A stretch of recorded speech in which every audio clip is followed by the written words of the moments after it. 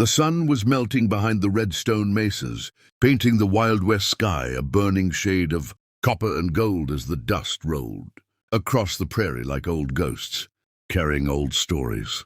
In that endless desert, where silence was louder than gunshots, and every man carried secrets under the weight of his hat, rode a lone cowboy named Wade Mercer. His boots carried the dust of broken towns. His coat carried the smell of gunpowder and rain that hadn't fallen in years. And his heart carried scars no bullet could match. They called him the Drifter, a man who never stayed long enough to be remembered, and never spoke enough to be understood. On that day, Wade wasn't looking for trouble. Trouble had always found him, whether he wanted it or not. His horse trotted slow alongside the steep canyon trail when he heard something most men in the West would never turn toward: a scream. Not sharp, not panicked. A scream born of pure terror, echoing from high above the canyon ridge. Wade looked up, eyes narrowing under the brim of his hat, and saw her, clinging to a crumbling cliff edge, fingers pale and slipping, dust falling in desperate grains. A woman, a stranger, and she was about to fall to her death. Wade's horse leaped before he even pulled the reins, as though the desert itself wanted to save her. The cliff broke. She fell. Time didn't give Wade permission to think. He jumped. Air became thunder in his ears. The canyon wind roared.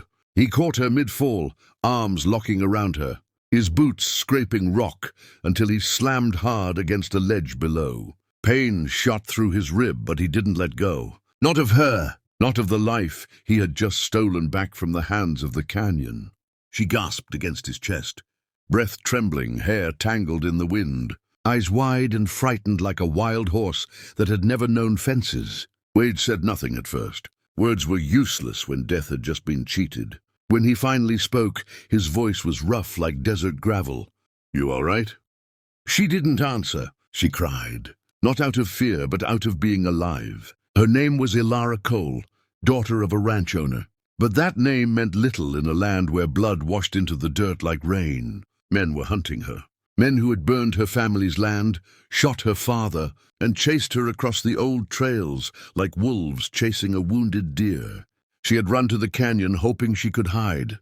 Instead, she fell. Wade didn't save people. He didn't protect things. He didn't care who lived or who died, because caring meant losing, and Wade had lost more than any man deserved. But when Ilara looked at him something ancient and painful stirred in him. Like a wound reopening, he saw fear and courage mixed together. He saw someone running from darkness the way he had once run. Wade knew what would come next. The men hunting her would return, and the only way to avoid blood was to spill it first. Night came, and the desert cold wrapped the world in steel silence. Wade built a fire small enough to hide, but warm enough so she wouldn't freeze. She watched him from across the flames, her voice faint. "Why did you save me?" Wade didn't look up, didn't think about it, but he had. And he hated that he had. He didn't ask questions about her father or her land or the men who wanted her dead. He only asked how many. Ilara swallowed. 5 at first. Maybe more now, Wade nodded. 5 was enough to kill a family, not enough to scare him. At dawn, the sound of hooves thundered across the rust-colored earth. They found the camp. Ilara flinched. Wade didn't move. He stood slowly, dusted his coat sleeves, and put on his hat like a man preparing to bury his past again. The riders approached with guns drawn and faces carved out of cruelty. Their leader, a tall man with eyes like dull knives, smirked when he saw Wade. "Step aside, cowboy. This is ranch business. Girl belongs to us." Wade raised his gaze. "She belongs to herself." The desert stilled. The wind paused. The first gun fired.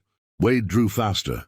The crack of gunfire tore across the canyon like lightning splitting the earth. One man dropped, then another. Dust exploded in blinding clouds. Horses screamed. Ilara ducked behind a rock, praying, shaking. Watching death unfold in hot metal and burning recoil, Wade moved like a man who had nothing left to lose because he didn't, and men like that don't die easy. When the smoke cleared, only Wade and Ilara still breathed.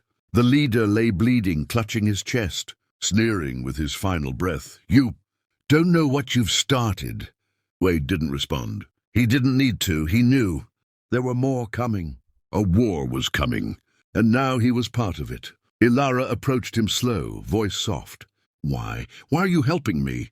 Wade finally turned to her fully, his eyes tired, old, broken in a quiet way the world never forgives. Because someone should have helped me, he said. And for the first time in years, his voice carried the weight of pain he had buried. The desert wind howled low and cold, carrying the first warning of a storm. And from that moment on, their fates were tied, not by choice, but by survival, and maybe something more, something dangerous, something human.